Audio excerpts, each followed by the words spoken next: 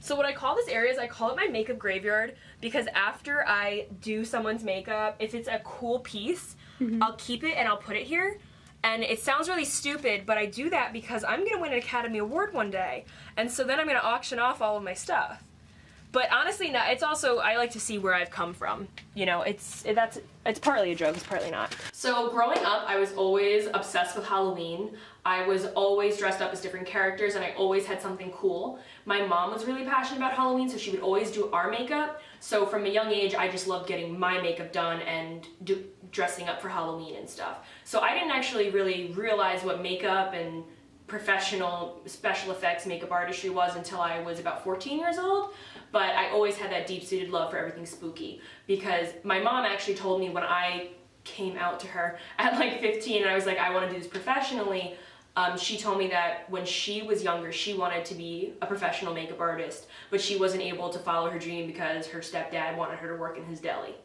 So that's kind of fun, but that's how I was kind of exposed to it at a young age. And then in 9th grade, I was just a zombie for Halloween, and I just Googled how to be a zombie. And it was really, really bad makeup. I still have pictures of it. And that was the first time I Googled it.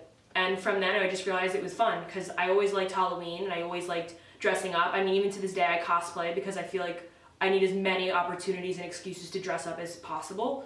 So once I realized that it was something I liked to do, I just did it every single day.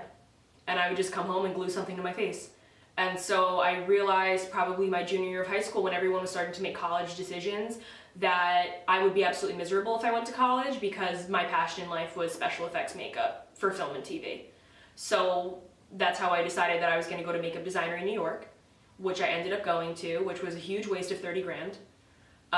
For other people it might not be, but for me it was a huge waste of 30 grand. Thank you to Giselle for paying that. But because I had been exposed to it for so many years and because I had already been doing it since I was 14 or 15 years old, I really didn't need their schooling. Every day is different when you're in this career. If you're in film and TV in general, whether you're an actor, a DP, or a makeup artist, your day-to-day is vastly different. I'm still freelancing. I'm not yet in the union, but hopefully I will be there in the next year. So every day is very different. Today I am unemployed. I woke up, I got my nails done, and I went to the gym. But last week, I woke up at 4 a.m., I drove into the Bronx, and I had a shoot from 6 a.m. to 7 p.m., which is something that I think people don't realize when they think they're getting into film and TV. It's not as glamorous as you think it is, like most careers. You know, when I was signing up to be a makeup artist, I was like, every day I'm gonna wake up and I'm gonna be on the set of the Avengers and I'm gonna be rubbing body oil on Chris Evans. And that's really not it. I wake up at 4 a.m., I pack my kit the night before. Half of my job is packing my kit. I get in my car, I sit in traffic, I go to the Bronx, I can't find parking, I get to set. You have an actress you've never met before who suddenly has to be comfortable with having you do their hair and makeup for the rest of the shoot.